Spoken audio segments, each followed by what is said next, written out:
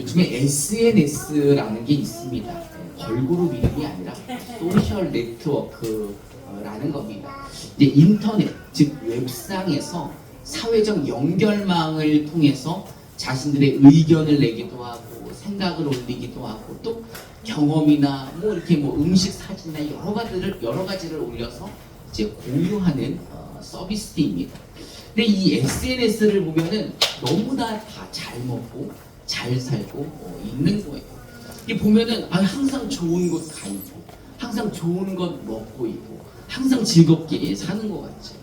그래서 그런지 이제 요즘 젊은이들이 어디 좋은 곳만 가면은 핸드폰부터 꺼내서 사진을 찍고 좋은 음식을 먹으면 야 손대지 마 사진 찍어야 돼 이런 거 다 사진들 찍고 그리고 이제 올려놓는 거예요.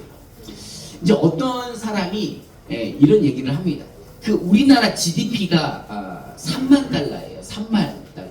그 뭐 우리 돈으로 하면 한 4,300만 원 정도 되는데 SNS에 올린 이 사진과 영상들로만 소득을 산정해 보면 15만 달러, 약 2억 원 가까이가 된다는 거예요. 그러니까 이 말은 실제 삶보다 우리가 더 과소비하게 살고 있다라는 겁니다. 또는 그렇게 살고 싶어 하기에 그렇게 사는 것처럼 보이기 위해서 허세를 떨고 있다는 거죠. 근데 이제 그 속을 들여다 보면은 그 안에 그렇게 살고 싶은 욕심과 욕망과 소원이 있다는 거예요. 근데 약간 반대로 말하면 그렇게 지금은 살지 못하기 때문에 허세라고 부린다는 겁니다. 남들이 나를 만나지 못하는 모든 사람들이 내가 잘 먹고 잘 살고 있다는 것을 보여주고 싶다는 거죠. 사실 이 허세 안에는 이 현실에 대한 불만족이 있고 또 상실감이 숨어 있는 겁니다. 그래서 겉으로는 잘 사는 것처럼 보이지만 이 속은 상해 있고 이 속은 골마 있고 이 속은 가난하다는 거죠. 불만으로 불평으로 가득 차 있다는 거죠. 이제 오늘 우리가 본문에서 만날 마태가 약간 그런 사람입니다. 사실 마태는요 물질로만 보면은 이 당시 부자라고 할 수 있죠. 그는 유대 사회에서 공무원입니다. 또 어떤 공무원인가? 돈을 만지는 공무원인 거예요. 그러니까 2000년 전 그 식민지 그 삶을 사는 그 이스라엘 사회에서 유대 사회에서 세관 직원이라고 하면 물질적으로는 어렵지 않다라는 겁니다. 근데 문제는 이 세관에서 하는 일이 유대인들에게 세금을 걷어서 누구한테 바치는 거예요? 식민지를 하고 있는 이 로마에다가 상납을 하는 겁니다. 그래서 당시 유대인들은 다 이 세리들을 죄인, 범죄자로 취급을 합니다. 이 유대 사람들은요 세금을 낸다는 것을 그의 종, 그의 노예라고 생각을 하기 때문에 이 세금 내는 거에 대해서 굉장히 예민한, 아주 민감한 사람들이에요. 근데 이 민감한 문제를 일선에서 하고 있는 이 세리가 이 마태의 직업이라는 거죠. 그러니 같은 나라 백성들에게 돈을 걷어다가 이 원수의 나라 로마에 갖다 주는 이 세리 마태는 사실 이제 굉장히 잘 사는 것 같지만 잘 살지 못하는 거죠. 제가 이제 서울에서 살다가 여기로 17살 때 내려와서 장호원 고등학교를 다녔는데 아니 이 시골 학교에 특이한 문화가 있는 거예요. 그러니까 뭔가 하면은 그 한 달에 한두 번씩 선배들이 교실에 들어와가지고 학생들한테 이 정신교육을 시키는 거예요. 나이가 얼마나 많이 먹었다고. 지금 생각해보면 한 살 더 먹은 거 아니에요? 근데 이제 학생들이 선생님은 별로 안 무서워하는데 이 선배를 너무 무서워하더라고요. 그래서 이제 왜 이렇게 무서워하나 봤더니 정신교육하러 들어와가지고 진짜 정신이 번쩍나게 혼을 내고 가는 거예요. 근데 이제 그 중에서도 일진이라는 선배들이 이 후배들 중에서 노는 친구를 골라가지고 후배들에게 돈을 거두게 하는 거예요. 이제 정기적으로 상납을 해야 되는 못된 악습이 있더라고요. 그래서 예를 들어서 선배가 5만 원이 필요하면 걔한테 야, 너 5만 원 거둬와. 이러면 이제 1, 2, 3반을 돌아다니면서 그 친구는 돈을 걷는 거예요. 5만 원이 될 때까지. 근데 이게 학교가 시골 학교다 보니까 얘네들이 초등학교, 중학교, 고등학교를 같이 온 친구들이랑 다 강제로 돈을 뺏을 수가 없는 거예요. 그러니 가서 사정하고 또 그 친구들한테 욕을 먹어가면서 그 상납금을 걷어서 선배에게 갖다 바치는데 아직도 이제 그 친구 얼굴이 기억이 나는 거예요. 이러지도 못하고 저러지도 못하고 얼굴은 그거 하는 내내 썩어 있는 거죠. 안 하면 선배들한테 혼나고 또 이게 돈을 거두면 친구들한테 욕을 먹으니 얼마나 힘들겠습니까? 딱 누가 그런 거예요. 마태가 그런 거죠. 마태가 이 돈을 걷자니 이 유대인들한테 욕을 먹고 안 걷자니 로마의 눈치가 보이는 거죠. 여러분 중에서 욕 먹는 거 좋아하시는 분 계십니까? 세상에 욕 먹는 거 좋아하는 사람은 아무도 없을 거예요. 나이가 들면 들수록 보니까 잔소리 듣는 것도 싫고 남이 나에게 뭐라고 하는 게 짜증나고 스트레스도 나더라고요. 근데 이제 마태는 온 국민의 욕받이가 되어 있는 거예요. 온 국민들이 비난하고 온 유대 민족이 정죄해서 그를 범죄자라고 낙인을 딱 찍어버린 겁니다. 겉은 안정적인 공무원 같지만 돈을 만지는 사람이라 왜 물질적으로는 풍부하지만 이 사람 속은 아주 사람들의 비난과 정죄로 상처받고 멍들고 만신창이가 되어 있는 거예요. 그날도 세관에 앉아가지고 어떤 생각을 했겠습니까? 이 두 가지 이 문제를 가지고 생각할 때 예수님이 마태에게 찾아오십니다. 우리 마태복음 9장 9절을 우리말 성경으로 함께 봉독해 봅시다. 시작. 예수께서 그곳을 떠나 교회에 가시다가 마르다라는 사람이 세관에 앉은 곳을 보셨습니다. 그의 생전 마태에게 나를 따르라고 말씀하셨습니다. 그러자 마태가 일어나 예수를 따랐습니다. 이 마태라는 이름의 뜻은 하나님의 선물이라는 뜻이에요. 그러니까 부모가 하나님의 선물 같은 이 귀한 아들을 이 땅에 태어났는데 이 하나님의 선물이라는 좋은 이름을 가지고 이 범죄자 취급 받으면서 사람들에게 비난받고 살고 있는 겁니다. 그러니 얼마나 마태가 고민하고 힘들었겠습니까? 근데 이렇게 힘든 삶을 살고 있는 이 마음이 문드러져 있는 이 세리 마태에게 예수님이 찾아오신 겁니다. 그러면서 예수님이 나를 따르라 라고 말했더니 이 마태가 두말 없이 그냥 일어나서 예수님을 따랐다는 거예요. 여러분 마태복음은 누가 기록했을까요? 마태가 기록했으니 예수님이 찾아온 이야기를 누가 제일 잘할까요? 마태가 제일 잘하는데 너무 심플하게 써놓은 거예요. 그냥 예수님이 와서 너 나 따라라 그랬더니 그냥 일어나서 따랐다. 이렇게 간결하게 이야기를 하고 있는 겁니다.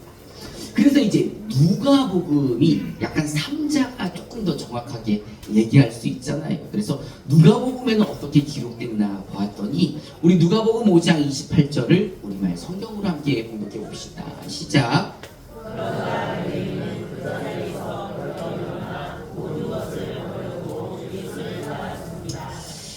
그러자 벌떡 일어나 모든 것을 버리고 예수님을 따랐다는 거예요. 사실 이 마태라는 사람의 본명은 레위입니다. 레위가 본명인데 유대 사람들 보면 이름이 한두 개씩은 다 되잖아요. 베드로도 보면은 베드로인데 시몬이 있고 시몬인데 게바고 게바인데 베드로고 막 이렇게 이름이 여러 가지가 있는 것처럼 이 마태도 레위가 본명이지만 마태복음에 자신을 마태로 썼다는 것은 어떤 이름 좋아한다는 거예요? 마태 좋아한다. 약간 이런 느낌인 거예요. 그래서 어떤 게 중요하고 의미를 크게 둘 필요는 없고 어쨌든 레위라고 하는 마태는 자기 이름을 마태라고 쓰는 거를 좋아했기에 마태복음에다가는 마태라고 기록을 하는 거죠. 근데 이 마태가 예수님의 그 이야기를 듣자 모든 것을 버렸다는 거예요. 그 좋은 직업도 그 명성도 다 버리고 예수님을 따라 제자가 되었다는 겁니다. 그리고 이제 마태는 이제 회사를 그만뒀으니까 이제 뭐 해야 돼요? 송별해야 되잖아요. 송별회. 그래서 자기네 집에다가 잔치를 베풉니다. 송별회, 마태 송별회 이렇게 해가지고 이제 잔치를 베풀죠. 오늘 마태복음 9장 10절부터 11절을 개역 개정을 함께 공독해 봅시다. 시작.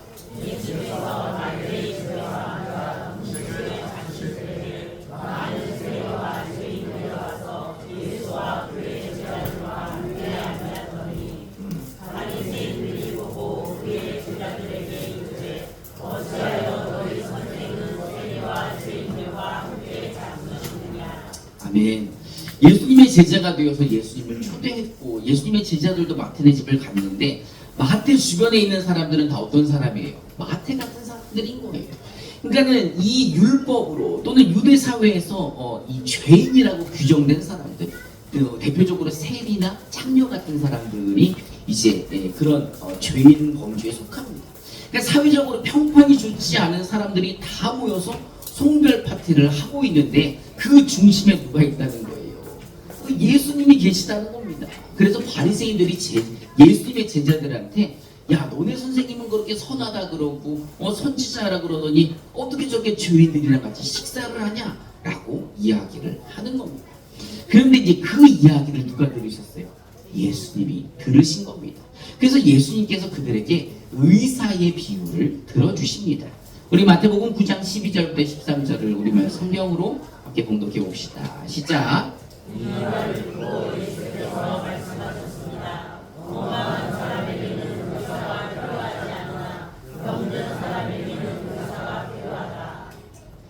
너희는 가서 내가 원하는 것은 제사가 아니다, 잠이다 하신 말씀이 무슨 뜻인지 배워라. 나는 의인을 부르러 온 것이 아니라 죄인을 부르러 왔다. 아멘. 여러분, 의사가 진짜 필요한 사람이 누구입니까? 아픈 사람이잖아요. 이제 저희가 아들이 넷이나 있는데 사실 첫째, 둘째는 무통주사라는 것을 경험하지 못했어요. 그래서 굉장히 고생하고 아이를 낳는데 제가 고생한 건 아니에요. 이게 이제 셋째쯤 낳을 때, 세월이 지나서 셋째 낳을 때쯤 되니까는 아니야 다 무통주사 맞고 이제 출산을 하는 거예요. 그래서 안심을 했죠. 야, 시대가 좋아지긴 좋아졌다. 이제는 무통주사 맞고 애기를 낳겠구나 라고 이제 생각을 하고 기다리고 있는데 우리 사혜리가 주일날 11시에 나왔어요. 근데 이 마취과 의사 선생님께서 그날 또 병원에 안 계신 거예요. 그러니 의사 선생님은 안 계시는데 사혜리는 자꾸 나오니까 어떻게 해야 돼요? 이놈 나오지 마 이놈아 이렇게 할 수가 없는 거죠. 그래서 마취과 선생님이 없음에도 그냥 출산을 한 겁니다. 그러니 이 아픈 사람에게 제일 필요한 사람은 누구예요? 의사 선생님이신 거죠. 어쨌든 의사 선생님이 제일 필요한 사람은 아픈 사람이에요. 이 바리새인 눈에는 선하신 예수님이 왜 죄인들과 같이 식사를 하는지 이해할 수가 없었습니다. 그래서 자기 생각대로 판단하고 정죄하고 비아냥거리는 거예요. 비아냥거리. 야, 니네 예수님 선하시대더니 저렇게 죄인들이랑 같이 식사나 하냐? 라고 이야기를 했는데 예수님은 그 이야기를 들으시고 하나님이 호세아 선지자를 통해서 어떻게 말했는지 너희가 가서 배워라 라고 이야기를 하시는 거예요. 우리 호세아 6장 6절을 우리말 성경으로 함께 봉독해 봅시다. 시작.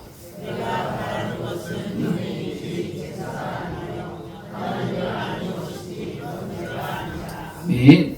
하나님이 바라시는 것은 너희들끼리 판단하고 정죄하는 것이 아니라는 겁니다. 여러분, 누가 정죄할 수 있으며 누가 판단할 수 있습니까? 사실은 우리가 선악과를 먹으면서 그 선악을 알게 되는 것을 알고만 있지 우리가 판단하는 게 정확한 게 아니잖아요. 이 정확한 판단과 심판을 하실 수 있는 분은 오직 하나님밖에 없다는 겁니다.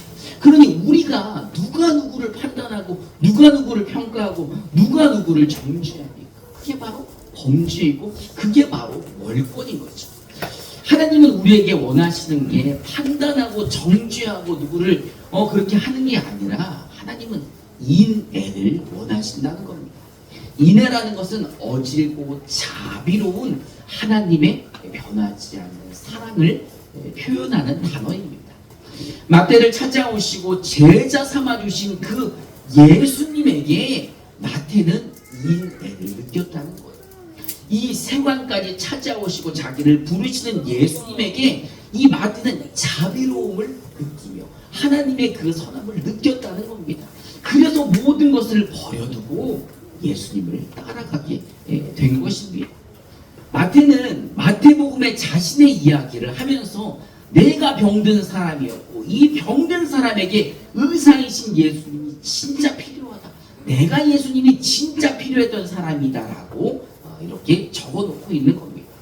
그런데 하나님의 말씀을 잘 알고 있고 율법에 통달하고 말씀대로 산다고 겉으로 보기에는 엄청 거룩한 바리새인들은 그들을 판단하고 비난하고 정죄할 줄 알았지만 진짜 하나님의 뜻이 무엇인지는 알지 못했다는 거예요. 그들에게는 인애와 자비가 하나도 없는 율법이라는 몽둥이를 가지고 사람들을 때릴 줄만 알았지 그 하나님 중심에 있는 자비를 알지 못했다는 겁니다. 그래서 예수님이 바리새인들한테 얘기하는 거예요. 아무리 제사를 많이 드려봐 하나님은 제사를 원하시는 분이 아니라 하나님이 무엇을 원하는지 알기를 원하신다. 하나님은 번제나 제사보다는 인애와 자비를 원하신다. 하나님은 너희들에게 정죄하라고 말하는 게 아니라 자비하라고 이야기한다라고 말씀하고 계시는 겁니다. 여러분들 이렇게 씹는 거 좋아하시죠? 이렇게 저작질 좋아하시죠? 제일 씹을 때 맛있는 게 뭐예요? 다른 사람 씹을 때 제일 맛있지 않나요? 네? 다른 사람 씹을 때 아이고 저 권사님 좀 봐라. 아이고 오늘 아이고 저 집사님 좀 봐라. 아이고 오늘 저 성도님 왜 저러나. 아이고 저 사람 왜 이래? 이럴 때가 여러분 제 자비 확 깨시죠? 오늘도 누구 씹을 사람 없나? 사실 저희 어머니는 예전에 집사님 시절에 주일날 아침만 되면 미용실을 가시는 거예요. 미용실 가서 머리 세팅을 다 하고 교회를 가셨어요. 근데 왜 그런가 봤더니 예전에 누가 아유 저 집사님은 머리도 안 빗고 나봐 이 소리에 충격을 받으셔가지고 내가 머리를 빗는 게 아니라 내가 머리를 세팅하고 간다 이러고서는 그때부터 그렇게 돈이 없어 헌금을 못할지언정 난 머리는 하고 간다 이러는 스타일이셨어요. 근데 그 미용실이 그 교회 권사님 집인 거예요. 우리 권사님이 아이고 내가 유명자 집사님 때문에 예배 시간에 제 시간에 들어간 적이 없어 이럴 정도로 그냥 주구장창 주일날 가서 머리를 하셨어요. 여러분 예수님은요 죄 없고 흠 없고 과거 없고 티 없는 그런 의인을 부르러 오신 게 아닙니다. 예수님은요 과거가 있어도 괜찮다고 말씀하시고 흠이 있고 죄가 있고 사람들한테 비난받고 정죄받아도 괜찮다고 말씀하십니다. 예수님은요 아주 똑똑하고 완벽한 사람들을 제자로 삼지 않으셨어요. 그 유대 사회에서 가장 욕먹고 비난받고 이 죄인이라고 범죄자 나중이 찍힌 세리 마태를 예수님은 찾아오셔서 그를 제자로 부르셨다는 겁니다. 마태가 그거를 증거하고 있는 거예요.